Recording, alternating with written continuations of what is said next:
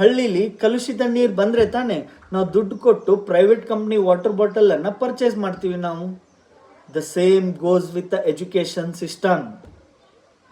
ಹಳ್ಳಿ ಆಗಲಿ government school ಆಗಲಿ ಎಜುಕೇಷನ್ ಕ್ವಾಲಿಟಿ ಕಮ್ಮಿ ಆದರೆ ಮಾತ್ರ ನಾವು ನಮ್ಮ ಮಕ್ಕಳನ್ನ ಪ್ರೈವೇಟ್ ಸ್ಕೂಲ್ಗೆ ಅಡ್ಮಿಷನ್ ಮಾಡಿಸ್ತೀವಿ. In the name of development, to help private companies, to help politicians grow richer.